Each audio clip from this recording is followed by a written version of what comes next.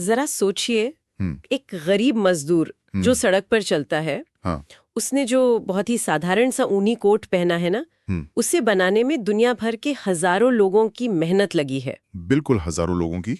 मतलब एक राजा के पास भी कभी इतनी बड़ी सेना नहीं थी जितनी आज एक साधारण इंसान की बुनियादी जरूरतें पूरी करने में लगी है। हाँ, ये एक बहुत ही हैरान करने वाली बात है ना? हम्म, और अक्सर जब हम इतिहास पढ़ते हैं तो हमारा पूरा ध्यान सिर्फ राजाओं, उनके युद्धों और मतलब विशाल महलों की कहानियों पर होता है। हाँ। ऐसा लगता है जैसे दुनिया सिर्फ संधियों और तलवारों से बदरती है। देखिए, ये एक बहुत ही आम धारणा है। हम बदलाव को हमेशा शासकों और साम्राज्यों के नजरिए से देखने के इतने आदी हो चुके हैं कि हम उन अदृश्य ताकतों को नजरअंदाज कर देते हैं जो असल में समाज की नींव बदल रही होती हैं। सही कहा। लेकिन जब हम 18वीं सदी के अंत के उस दौर में झांकते हैं तो वो पूरा ऐतिहासिक ढांचा अचानक चरमराता हुआ दिखाई देता है। बिल्कुल चरमरा रहा था। वो पुराना सामंती युग, जहाँ किसी भी इंसान की हैसियत इस बात से तय होती थी कि उसने किस परिवार में जन्म लिया है। हाँ, या उसके पास कितनी जमीन है। वही तो, वो युग ढह रहा था। और सबसे दिलचस्प बात यह है कि उस मलबे से एक बिल्कुल नया इंसान जन्म ले रहा था। जिसे आज हम आधुनिक आर्थिक मनुष्य कहते हैं। जी। और ये कोई ऐसी घटना नहीं थी जो मतलब रातों रात हो गई हो। इसके पीछे सदियों से पनप रही वो गहरी आर्थिक और सामाजिक ताकतें थीं जिन्होंने इंसान के काम करने और सोचने के तरीके को एकदम बदल कर रख दिया। और आज की हमारी इस गहन चर्चा का मुख्य उद्देश्य यही समझना है कि आखिर इस आधुनिक आर्थिक मनुष्य का जन्म कैसे हुआ। बहुत ही जरूरी विषय है। हम एक ऐसी ऐतिहासिक पुस्तक के विचारों का विश्लेषण कर रहे हैं जिसने दुनिया की दिशा बदल दी। एडम स्मिथ की द वेल्थ ऑफ नेशंस और साथ ही मैक्स लर्नर द्वारा लिखी गई उसकी प्रस्तावना। बिल्कुल। और यहाँ मैं स्पष्ट कर दूं कि हमारी इस चर्चा का मकसद किसी वामपंथी या दक्षिणपंथी राजनीतिक विचारधारा का पक्ष लेना बिल्कुल नहीं है। हाँ, ये साफ करना बहुत जरूरी है। मतलब इस पुस्तक में मौजूद विचारों ने दुनिया के बड़े बड़े पूंजीपतियों से लेकर कार्ल मार्क्स जैसे विचारकों तक सबको प्रभावित किया है। सही बात है। तो हम यहाँ पूरी तरह से निष्पक्ष होकर सिर्फ उन मूल तथ्यों, तंत्रों और मानव व्यवहार के उन पहलुओं को सामने रख रहे हैं जिन्होंने हमारे आज के समाज का निर्माण किया। और इस विश्लेषण की शुरुआत में ही ये समझना जरूरी है कि एडम स्मिथ केवल एक शांत कमरे में बैठकर कोई कोरा सिद्धांत नहीं गढ़ रहे थे। वो बस ख्याली पुलाव नहीं पका रहे थे। बिल्कुल नहीं। वो अपने आसपास की दुनिया को बहुत बारीकी से देख रहे थे। एक ऐसी दुनिया जो मशीनों और नए व्यापारिक तरीकों से तेजी से बदल रही थी। ये किताब कोई ऐसा ग्रंथ नहीं थी जिसे सिर्फ विद्वानों को पढ़ना था। ये उन विचारों का एक विस्फोटक संग्रह था जो पुराने सामंती विशेषाधिकारों और व्यापारिक एकाधिकारों पर सीधा प्रहार कर रहा था। ठीक है, आइए इसे थोड़ा विस्तार से समझते हैं। जी, बताइए। तो इस नई अर्थव्यवस्था के जन्म की बात जब हम सुनते हैं तो दिमाग में सबसे पहला सवाल यही आता है कि इस नई व्यवस्था ने अचानक इतनी सारी संपत्ति कैसे पैदा कर दी। जाहिर सी बात है। मतलब लोग पहले भी मेहनत करते थे, तो अब ऐसा क्या बदल गया था? इसका जवाब किसी जादू में नहीं बल्कि श्रम विभाजन की उस अवधारणा में छिपा है जिसने काम करने का पूरा ढांचा ही पलट दिया। बिल्कुल। और इसे समझने के लिए हमें उस मशहूर पिन बनाने की फैक्ट्री में चलना होगा। हाँ, अर्थशास्त्र के इतिहास में शायद ही कोई उदाहरण इतना प्रसिद्ध हो जितना कि ये पिन फैक्ट्री का उदाहरण। इसे इस तरह से समझिए। अगर कोई एक व्यक्ति जिसे ना तो पिन बनाना आता है और ना ही उसने कभी उन मशीनों का इस्तेमाल किया है, बिल्कुल, वो खुद अकेले बैठकर पिन बनाने की कोशिश करे तो क्या होगा? वो तार काटेगा, उसे सीधा करेगा, उसे नुकीला बनाएगा। वो अपनी पूरी ताकत लगा दे तो भी दिन भर में शायद एक पिन बना ले। सिर्फ एक पिन? हाँ, या बहुत मेहनत करने पर 20 पिन। इससे ज्यादा नहीं। एक इंसान एक दिन और सिर्फ 20 पिन। बिल्कुल, लेकिन फिर इसी काम को एक फैक्ट्री के नजरिए से देखा जाता है। यहाँ कोई भी व्यक्ति पूरी पिन नहीं बना रहा। काम बढ़ गया है। हाँ, ये पूरा काम 18 अलग-अलग हिस्सों में बांट दिया गया है। एक आदमी सिर्फ तार खींच रहा है, दूसरा आदमी सिर्फ उसे सीधा कर रहा है, तीसरा उसे काट रहा है, चौथा उसे मुकीला कर रहा है, और कोई और सिर्फ पिन का सिर बनाने के लिए तार को मोड़ रहा है। मतलब सिर्फ 10 लोग मिलकर इस तरह काम कर रहे हैं। और इसका नतीजा क्या निकलता है, ये सबसे अहम है। वही तो, वो 10 लोग मिलकर एक दिन में 48,000 पिन बना लेते हैं। 48,000। यानी हर आदमी एक दिन में 4,800 पिन बना रहा है। ये तो उत्पादन में 240 गुना की छलांग है। मतलब मुझे समझ नहीं आता कि केवल काम को अलग अलग हिस्सों में बांटने से इतना विशाल अंतर कैसे आ सकता है। ये वृद्धि सुनने में किसी चमत्कार जैसी लगती है, लेकिन इसके पीछे मानव शरीर और विज्ञान के बहुत ही ठोस कारण हैं। अच्छा। हाँ, इस जादुई वृद्धि के 3 मुख्य तंत्र हैं जिन्हें समझना जरूरी है। पहला है मांसपेशियों की स्मृति, या जिसे हम कुशलता कहते हैं। जब कोई कामगार अपनी पूरी जिंदगी एक ही छोटे से काम को, जैसे सिर्फ तार काटने को, बार बार करता है, तो उसकी उंगलियों में एक अद्भुत गति आ जाती है। हाँ, वो एक्सपर्ट बन जाता है उस छोटे से काम में। बिल्कुल, वो उस काम को इतनी तेजी से कर सकता है जो एक साधारण इंसान के लिए असंभव है। दूसरा सबसे बड़ा कारण है समय की बचत। वो कैसे? देखिए, जब एक इंसान एक काम छोड़कर दूसरा काम शुरू करता है तो उसे अपनी जगह बदलनी पड़ती है, अपने औजार बदलने पड़ते हैं। फोकस भी बदलना पड़ता है। हाँ, मानसिक रूप से उस नए काम में ढलने में थोड़ा समय लगता है। जब आप दिन भर में 50 बार काम बदलते हैं तो बहुत सारा समय सिर्फ इस बदलाव में बर्बाद हो जाता है। तो श्रम विभाजन में ये बर्बादी शून्य हो जाती है। एकदम शून्य। ये तो हुई शारीरिक और समय की बात, लेकिन जो तीसरा कारण सामने आता है ना, वो मुझे सबसे ज्यादा चौंकाने वाला लगा। हाँ, वो बहुत दिलचस्प है। मतलब जब काम इतना छोटे छोटे हिस्सों में बढ़ जाता है तो इंसान की रचनात्मकता एक अलग ही दिशा में काम करने लगती है। हाँ, लोग अपना काम आसान बनाने के लिए मशीनों का आविष्कार करने लगते हैं। बिल्कुल। मुझे वो कहानी बहुत दिलचस्प लगी जहां एक लड़का शुरुआती भाप के इंजन पर काम करता था। उसका काम सिर्फ इतना था कि जब पिस्टन नीचे जाए तो उसे एक वाल्व खोलना होता था और जब ऊपर आए तो बंद करना होता था। ये मानव स्वभाव का एक बहुत ही सटीक उदाहरण है। उस लड़के को ये काम बहुत उबाऊ लगता था। जाहिर है, एक ही काम बार बार करना। और वो अपने दोस्तों के साथ बाहर खेलना चाहता था। इसलिए उसने क्या किया, उसने वॉल्व के हैंडल को मशीन के ही दूसरे हिस्से से एक रस्सी के जरिए बांध दिया। अरे वाह! अब जैसे ही मशीन चलती, रस्सी खींचती और वॉल्व अपने आप खुलने और बंद होने लगता। मतलब अपनी आलस या खेलने की इच्छा की वजह से उसने अनजाने में ही भाप के इंजन में स्वचालित वाल्व का एक बहुत बड़ा आविष्कार कर दिया। बिल्कुल, एक क्रांतिकारी आविष्कार। इसका मतलब है कि जब आप किसी इंसान को एक ही सीमित काम देते हैं तो उसका दिमाग उस काम से बचने के लिए या उसे बेहतर करने के लिए नए रास्ते खोज ही लेता है। हाँ, इंसान का दिमाग ऐसे ही काम करता है। और ये सिर्फ किसी एक फैक्ट्री की चारदीवारी तक सीमित नहीं है। शुरुआत में मैंने जिस साधारण दिहाड़ी मजदूर के ऊनी कोट का उदाहरण दिया था, वो इसी श्रम विभाजन का वैश्विक रूप है। एक बहुत बड़ा नेटवर्क। देखने में वो कोट बहुत मामूली लगता है, लेकिन जरा सोचिए, भेड़ चराने वाले चरवाहे से लेकर ऊन छांटने वाले, धागा बनाने वाले, बुनकर कपड़े को रंगने वाले। और वो रंग भी तो दुनिया के अलग अलग हिस्सों से आते हैं। हाँ, फिर उन रंगों को लाने वाले नाविक, उन जहाजों को बनाने वाले बढ़ई और लोहार। एक गरीब मजदूर का कोट भी इस विशाल वैश्विक सहयोग और श्रम विभाजन के बिना बन ही नहीं सकता। ये एक बहुत ही जटिल जाल है जिस पर हमारी पूरी सभ्यता टिकी हुई है। अगर मैं इसे एक बिल्कुल रोजमर्रा के उदाहरण से समझाने की कोशिश करूं, जी, तो ये बिल्कुल वैसा है जैसे आप घर पर अकेले कोई बहुत बड़ी दावत तैयार कर रहे हो। आपको बाजार जाकर सब्जियां भी लानी है, उन्हें काटना भी है, मसाले भी पीसने हैं, रोटी भी बनानी है और सफाई भी करनी है। इसमें तो पूरा दिन निकल जाता है। हाँ, और आप पूरी तरह पस्त हो जाते हैं। लेकिन इसके विपरीत जरा एक बड़े कमर्शियल रेस्टोरेंट का किचन देखिए। हाँ, वहाँ का नजारा एकदम अलग होता है। वहाँ कोई सिर्फ प्याज काट रहा है, किसी का काम सिर्फ सॉस को हिलाना है और कोई सिर्फ तंदूर पर रोटियां सेक रहा है। काम इतनी तेजी और लय में होता है कि वे कुछ ही घंटों में सैकड़ों लोगों को बेहतरीन खाना खिला देते हैं। ये तुलनाएं इस पूरी प्रक्रिया को बहुत अच्छे से समझाती है। लेकिन इस बिंदु पर पहुंचकर एक बहुत ही गहरा सवाल उठता है। क्या इतनी विशाल व्यवस्था जहां हजारों लोग एक दूसरे के काम आ रहे हैं, ये देखकर ऐसा लगता है कि जरूर किसी बहुत ही बुद्धिमान योजनाकार ने या किसी महान राजा ने बैठकर इसका नक्शा बनाया होगा। हाँ, ऐसा लगता तो है। मतलब बिना किसी केंद्रीय नेतृत्व के इतने सारे लोग एक साथ एक लय में काम कैसे कर सकते हैं? यही तो इस पूरी कहानी का सबसे बड़ा मोड़ है। हमें लगता है कि कोई इसे चला रहा है, लेकिन हकीकत यह है कि ये किसी भी मास्टर प्लान का हिस्सा नहीं था। बिल्कुल नहीं था। किसी ने भी बैठकर समाज को इस तरह से डिजाइन नहीं किया था।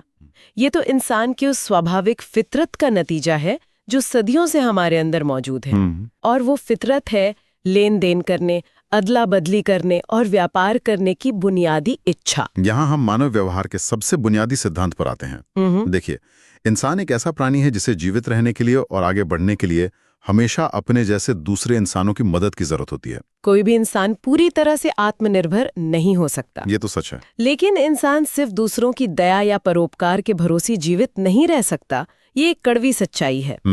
इसीलिए एडम स्मिथ ने वो ऐतिहासिक विचार दिया था जो आज भी अर्थशास्त्र की नींव है। कोई भी कसाई, शराब बनाने वाला या बेकर हमें रात का खाना इसलिए नहीं देता क्योंकि वो बहुत दयालु है या उसे हमसे कोई भावनात्मक लगाव है। हाँ, वो दान नहीं कर रहा है। बिल्कुल नहीं। वो हमें खाना इसलिए देता है क्योंकि उसमें उसका अपना स्वार्थ और अपना मुनाफा छिपा है। हम कभी भी उनके सामने अपनी जरूरतों या अपनी इंसानियत की भीख नहीं मांगते, बल्कि हम उन्हें ये बताते हैं कि इस लेन देन में उनका क्या फायदा है। ये सुनना थोड़ा रूखा जरूर लगता है, लेकिन ये काम करता है। बिल्कुल काम करता है। और दिलचस्प बात ये है कि ये व्यापार करने की आदत जानवरों में बिल्कुल नहीं होती। हाँ, ये सिर्फ इंसानों में है। अगर आप दो कुत्तों को देखें तो आपने कभी उन्हें आपस में हड्डियों का निष्पक्ष व्यापार करते नहीं देखा होगा।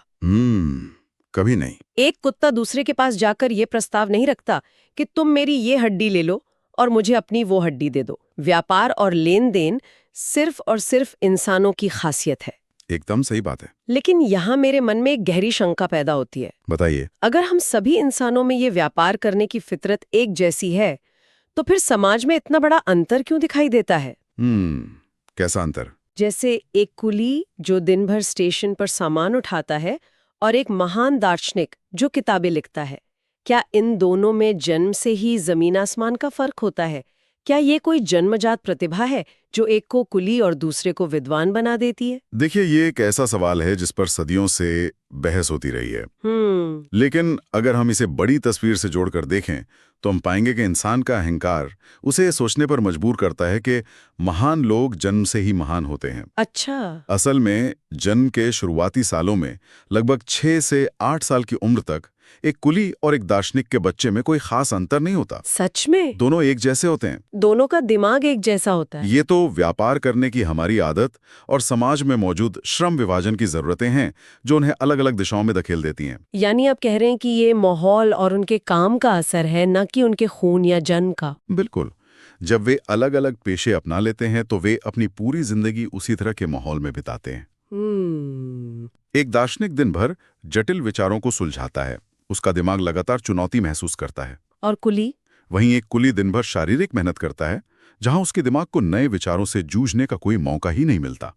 समझ रही हूँ। 10-20 साल तक अलग अलग तरह का काम करने के बाद उनके सोचने समझने के तरीके में वो विशाल अंतर पैदा होता है जिसे हम उनकी जन्मजात प्रतिभा समझने की बहुत बड़ी भूल कर बैठते हैं। बाप रे! ये आदत, शिक्षा और उनके द्वारा किए जाने वाले श्रम के प्रकार का प्रभाव है, प्रकृति का नहीं। ये वाकई नजरिया बदलने वाली बात है। लेकिन चलिए इस कड़ी को थोड़ा और आगे बढ़ाते हैं। जी। अगर व्यापार और लेन देन करना हर इंसान की फितरत है और हम सब बुनियादी रूप से एक जैसे हैं, तो फिर दुनिया का हर हिस्सा एक साथ अमीर क्यों नहीं हुआ? ये एक बहुत बड़ा सवाल है। क्यों तक पिछड़े क्यों रह गए? इस सवाल का जवाब उस सीमा में छिपा है जो श्रम विभाजन पर लगाम लगाती है, और वो सीमा है बाजार का आकार। बाजार का आकार? हाँ, कोई भी व्यक्ति अपनी पूरी जिंदगी सिर्फ एक ही छोटे से काम के प्रति तभी समर्पित कर सकता है जब उसे ये भरोसा हो कि वो अपने बनाए हुए सामान को बेचकर अपनी जरूरत की बाकी सारी चीजें खरीद सकेगा। यहाँ ये बात बहुत ही दिलचस्प हो जाती है। इसे एक उदाहरण से समझते हैं। बताइए। मान लीजिए मैं तय करती हूँ कि मैं दुनिया की सबसे बेहतरीन कील बनाने वाली बनूंगी।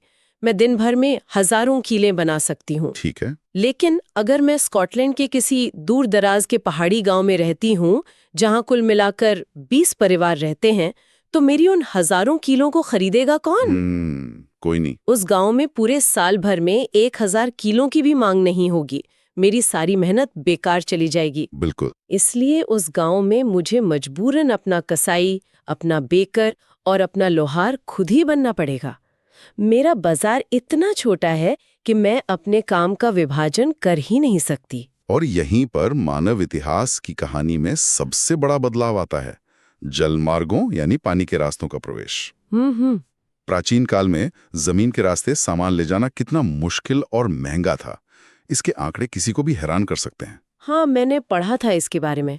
कल्पना कीजिए कि आपको लंदन से एडिनबर्ग तक, जो कि एक लंबा रास्ता है, करीब 200 टन सामान ले जाना है। ठीक है।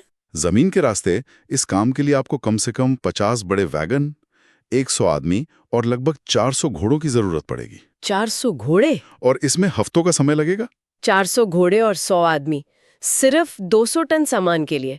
मैंने जब पहली बार ये पढ़ा तो मुझे अपनी आंखों पर विश्वास ही नहीं हुआ। हाँ, ये बहुत भारी खर्च था। क्योंकि इसके ठीक विपरीत, अगर आप वही 200 टन सामान एक समुद्री जहाज पर लाद देते हैं तो सिर्फ 6 से 8 नाविक उस पूरे सामान को उन्हीं 2 शहरों के बीच बहुत ही कम समय और खर्च में आसानी से पहुंचा सकते हैं। यही वो गणित है जिसने दुनिया का नक्शा तैयार किया। इसी कारण से मानव इतिहास की सबसे पहली और महान सभ्यताएं हमेशा नदियों और समुद्र के किनारों पर बसी। जैसे नील नदी। बिल्कुल, चाहे वो मिस्र में नील नदी हो, जिसने पूरे रेगिस्तान के बीच एक महान सभ्यता को जन्म दिया, या फिर चीन की विशाल नदियां हों, या भूमध्य सागर के आसपास बसे यूरोपीय और मध्य पूर्वी इलाके हों, तक फैला दिया। और दूसरी तरफ अगर हम देखें तो अफ्रीका के अंदरूनी इलाके या साइबेरिया के ठंडे मैदानी इलाके सदियों तक इसलिए पिछड़े रह गए क्योंकि उनके पास इस तरह का सस्ता और आसान जल परिवहन नहीं था। सही कहा आपने। उनके लिए अपने गांव से बाहर सामान भेजना लगभग असंभव था, इसलिए उनका बाजार कभी बड़ा नहीं हुआ और वहां श्रम विभाजन कभी पनप ही नहीं पाया। एकदम सही। अगर मैं इसे आज के नजरिए से देखूं तो ये बिल्कुल आज के ग्लोबल ई-कॉमर्स जैसा है।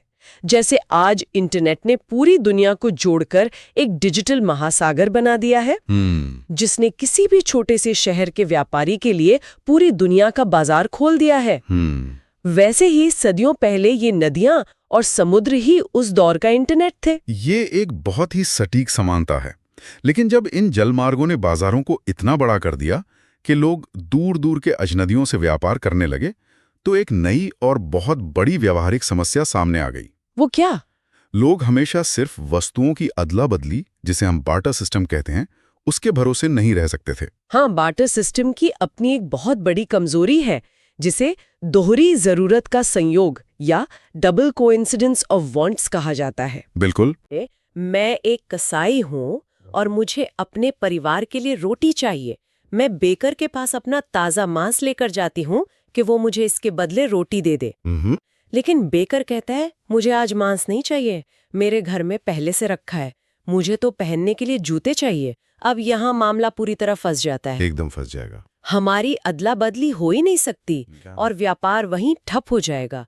इसी मजबूरी ने उस चीज को जन्म दिया जिसने पूरी दुनिया को अपने इशारों पर नचाया है, यानी पैसा। और पैसे का इतिहास बहुत ही विचित्र रहा है। ये शुरू से ही कागज के नोट या सोने के सिक्के नहीं थे। हाँ। जब समाज ने ये महसूस किया कि उन्हें कोई एक ऐसी चीज चाहिए जिसे हर कोई स्वीकार कर ले, तो उन्होंने अपने आसपास मौजूद चीजों का इस्तेमाल शुरू किया। जैसे कि वर्जीनिया में लोगों ने तंबाकू को पैसे की तरह इस्तेमाल किया, एबिसिनिया में नमक के ढेलों से व्यापार होता था, और स्कॉटलैंड के गांव में तो मजदूर लोहे की कीलों के इस्तेमाल पैसे की तरह करते थे।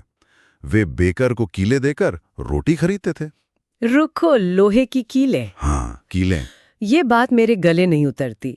अगर कीले पैसा हैं, तो कोई भी व्यक्ति अपने घर के पीछे भट्टी लगाकर लोहे को पिघलाकर दिन भर कीले बनाने लगेगा। इससे तो उस पूरे गांव में महंगाई आ जानी चाहिए, क्योंकि हर किसी के पास पैसा छापने की मशीन हो गई। लोगों ने सीधा सोना या चांदी क्यों नहीं इस्तेमाल किया? आपका ये सवाल बहुत ही तार्किक है, और यहाँ सबसे आकर्षक बात यह है कि तंबाकू, नमक या कीलों जैसी चीजें लंबे समय तक पैसे के रूप में टिक नहीं पाईं। टिकनी भी नहीं चाहिए थी। धीरे धीरे हर समाज को यह समझ आ गया कि धातुएं, खासकर कीमती धातुएं, सबसे बेहतर विकल्प हैं। क्या कारण थे? पहला, धातुएं नमक या तंबाकू की तरह खराब या नष्ट नहीं होती। दूसरा और सबसे महत्वपूर्ण कारण यह था कि धातुओं को बिना उनके मूल्य को नुकसान पहुंचाए छोटे छोटे टुकड़ों में काटा और पिघलाकर वापस जोड़ा जा सकता है। ये एक बहुत बड़ा फायदा है। अगर मेरे पास एक गाय है और मुझे सिर्फ एक रोटी खरीदनी है, तो मैं गाय को आधा नहीं काट सकती व्यापार के लिए। बिल्कुल नहीं। लेकिन मैं सोने या चांदी के टुकड़े को आसानी से काट सकती हूँ। एकदम सही। लेकिन शुरुआती दौर में ये सिर्फ बिना मोहर लगे कच्चे धातुओं के टुकड़े होते थे। अच्छा। जब भी कोई लेन देन होता तो हर बार उस धातु को तौलना पड़ता था और उसकी शुद्धता परखने के लिए रासायनिक परीक्षण करने पड़ते थे। बाप रे, ये तो रोजमर्रा के व्यापार में बहुत मुश्किल होगा। हाँ, ये आम आदमी के लिए बहुत मुश्किल और धोखाधड़ी से भरा काम था। इसी धोखाधड़ी और परेशानी से बचने के लिए समाज को एक प्रामाणिक मोहर की जरूरत महसूस हुई और यहीं पर राजाओं और सरकारों ने प्रवेश किया। उन्होंने इन धातुओं के टुकड़ों पर अपनी मोहर लगाना शुरू किया, जो ये गारंटी देती थी कि इस टुकड़े का वजन और शुद्धता बिल्कुल सही है। तो इसी तरह सिक्कों का जन्म हुआ। जी, सिक्कों का जन्म ऐसे ही हुआ। लेकिन इतिहास का पन्ना पलटें तो यहाँ एक बहुत बड़ा धोखा दिखाई देता है। कैसा धोखा? सिक्कों पर मोहर लगाने का काम सरकारों और राजाओं ने इसलिए शुरू किया था ताकि आम जनता के साथ कोई धोखा न हो, लेकिन अंत में सबसे बड़ा आर्थिक धोखा उन्हीं राजाओं और सरकारों ने किया। हाँ, ये इतिहास का एक ऐसा कड़वा सच है जिसे अक्सर छुपाया जाता है। जब राजाओं ने देखा कि वे युद्ध लड़ते लड़ते भारी कर्ज में डूब गए हैं और उनके खजाने खाली हो चुके हैं, तो उन्होंने एक बहुत ही चालाक रास्ता निकाला। क्या किया उन्होंने? उन्होंने जनता से सारे पुराने सिक्के वापस मंगवाए, उन्हें पिघलाया और उसमें तांबे जैसी सस्ती धातु मिला दी। अरे बाप रे! उन्होंने सिक्के का नाम और उस पर लगी मुहर तो वही रखी, लेकिन उसके अंदर असली सोने या चांदी की मात्रा को बहुत कम कर दिया। ये तो सीधा सीधा फ्रॉड है। बिल्कुल। उदाहरण के लिए रोमन अस, जो कभी 1 पाउंड तांबे का होता था, वो लगातार घटते घटते अंत में सिर्फ आधा औंस रह गया। यही हाल अंग्रेजी पाउंड और फ्रांसीसी लिवर का भी हुआ। इसका सीधा सा मतलब ये है कि उन्होंने कानूनी तरीके से जनता की संपत्ति लूट ली। हाँ, एक तरह से लूट ही थी। जरा उस आम इंसान के बारे में सोचिए जिसने राजा को अपनी मेहनत की कमाई उधार दी थी। जब उसे वो पैसा वापस मिला तो नाम तो वही था, लेकिन उसमें असली मूल्य नाम मात्र का बचा था। बिल्कुल। इस तरह जिन राजाओं और सरकारों ने कर्ज लिया था उन्हें बहुत भारी फायदा हुआ, और जिन बेचारों ने अपनी गाड़ी कमाई उधार दी थी उन्हें भयंकर नुकसान उठाना पड़ा। ये तो खुलेआम किया गया एक बहुत बड़ा आर्थिक घोटाला था। और इसी घोटाले ने अर्थशास्त्र के सामने एक बहुत बड़ी वैचारिक उलझन खड़ी कर दी। अगर राजा अपने आदेश से सिक्कों का रूप और उनकी कीमत लगातार बदलते रहते हैं, तो फिर किसी भी चीज की असली कीमत आखिर तय कैसे होती है? हाँ, ये तो सोचने वाली बात है। अगर पैसा खुद ही अपना मूल्य बदल रहा है, तो हम कैसे नापेंगे कि कोई चीज असल में कितनी मूल्यवान है? ये सवाल मुझे भी बहुत परेशान कर रहा था। मतलब अगर मेरे हाथ में रखा सिक्का कल अपनी आधी कीमत खो सकता है, तो असली पैमाना क्या है? इसका जो जवाब सामने आता है वो किसी भी आर्थिक प्रणाली की सबसे गहरी नींव है। क्या है वो जवाब? किसी भी वस्तु की असली कीमत उसमें लगने वाली मेहनत है। जो सिक्का हम देखते हैं वो सिर्फ एक नाम मात्र कीमत है। मेहनत? हाँ, श्रम। जब कोई इंसान अमीर होता है तो अमीरी का असली मतलब ये नहीं होता कि उसके तहखाने में सोने के सिक्कों का ढेर लगा है। अमीरी का असली मतलब ये है कि उसके पास दूसरों की मेहनत और उनके समय को खरीद पाने की ताकत है। अच्छा। सोना और चांदी सदियों में बहुत सस्ते या बहुत महंगे हो सकते हैं।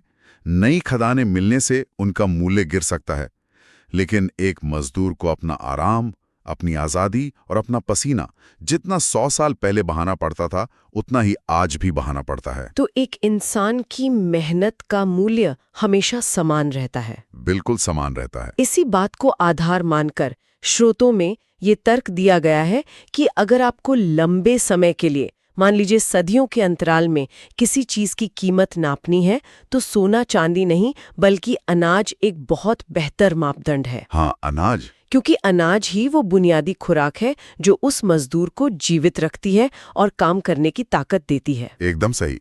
और जब हम इस मेहनत और कीमत के रिश्ते को समझ लेते हैं तो ये स्पष्ट हो जाता है कि किसी भी चीज की कीमत के 3 अलग-अलग हिस्से होते हैं। 3 हिस्से? हाँ। जब समाज आदिम अवस्था से बाहर निकला, जमीनें निजी संपत्ति बन गई और लोगों ने पूंजी इकट्ठा करना शुरू कर दिया, तब से कीमत हमेशा 3 स्तंभों पर टिकी है। वो कौन से हैं? पहला है उस चीज को बनाने वाले मजदूरों का वेतन। दूसरा है उस व्यक्ति का मुनाफा जिसने अपना पैसा और संसाधन दांव पर लगाए हैं। और तीसरा है उस जमीन के मालिक का किराया जहां से वो कच्चा माल पैदा हुआ है। तो इस सब का असल मतलब क्या है? अगर मैं इसे रोजमर्रा की जिंदगी में लागू करूं? जी, बताइए। मान लीजिए मैं बाजार से एक साधारण सी ब्रेड खरीदती हूँ। जब मैं दुकानदार को पैसे देती हूँ तो मैं असल में सिर्फ गेहूं का दाम नहीं चुका रही होती। बिल्कुल नहीं। मेरी दी हुई कीमत के 3 हिस्से हो जाते हैं। एक हिस्सा उस किसान की जमीन के किराए में जाता है जहां वो गेहूं उगा था। सही है। दूसरा हिस्सा उस बेकर की मेहनत के वेतन के रूप में जाता है जिसने रात भर जाग कर उसे पकाया। और तीसरा हिस्सा उस चक्की वाले के मुनाफे में जाता है जिसने गेहूं पीसने की महंगी मशीन खरीदने का जोखिम उठाया था। एकदम सटीक उदाहरण है ये। हमारी दुनिया की हर छोटी बड़ी कीमत इन्हीं 3 हिस्सों का जोड़ है। यही वो व्यवस्था है जो हमारे आज के समाज को चला रही है। आर्थिक मनुष्य की पूरी दुनिया इन्हीं 3 हिस्सों के संतुलन पर निर्भर है।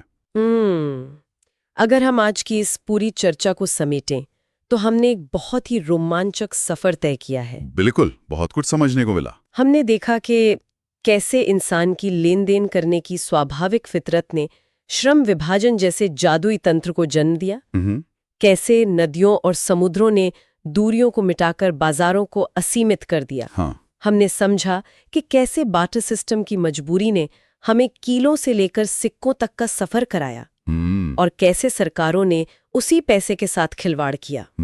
और अंत में हमने जाना कि हर चीज की असली कीमत उस पर लगी मजदूरी, मुनाफे और जमीन के किराए की कहानी कहती है। ये सिर्फ अर्थशास्त्र के कुछ पन्ने नहीं हैं, ये उस दुनिया की वास्तुकला है जिसमें हम हर दिन सांस लेते हैं। बहुत खूब कहा आपने। लेकिन इस चर्चा को खत्म करने से पहले ये पूरा विश्लेषण हमारे सामने एक बहुत ही गहरा और बेचैन कर देने वाला सवाल छोड़ पड़ता है। हाँ, वो पिन फैक्ट्री वाला उदाहरण। बिल्कुल। लेकिन जरा एक पल के लिए उस इंसान के दिमाग के बारे में सोचिए जो उस विशाल व्यवस्था का हिस्सा है। अगर हमारी पूरी आधुनिक संपत्ति इसी बात पर टिकी है कि हम काम को छोटे से छोटे और सरल हिस्सों में बांटते जाएं, तो इसका उस व्यक्ति पर क्या असर होगा? आप उस व्यक्ति की बात कर रहे हैं जो दिन भर सिर्फ पिन का तार काट रहा है या सिर्फ एक मशीन का हैंडल घुमा रहा है? हाँ, बिल्कुल उसी की। अगर एक इंसान अपना पूरा जीवन सुबह से शाम तक सालों साल सिर्फ एक पेन का सिर बनाने में या किसी मशीन का एक ही बोल्ट कसने में बिता देता है, तो उसकी मानसिक स्थिति क्या होगी? वो तो एकदम रोबोट जैसा हो जाएगा। क्या वो अपनी ही बनाई हुई चीज से पूरी तरह अजनबी नहीं हो जाएगा?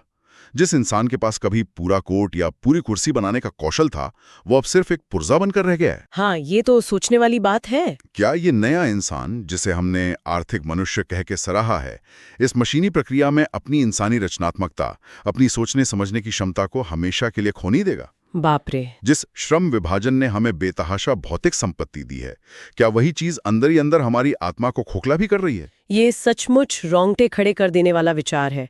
मतलब हमने अपनी बातचीत की शुरुआत एक पुराने सामंती सिस्टम के टूटने और एक नई आज़ादी के जन्म से की थी जी। लेकिन अब ऐसा लगता है कि उस आज़ादी ने हमें शायद एक नए तरह के अदृश्य मशीनी पिंजरे में कैद कर दिया है, जहां हम एक बहुत बड़े सिस्टम का एक ऐसा छोटा सा हिस्सा बनकर रह गए हैं जिसे आसानी से बदला जा सकता है। क्या हम अपनी ये पूरी आधुनिक और आरामदायक जिंदगी अपनी इंसानियत की कीमत चुकाकर जी रहे हैं?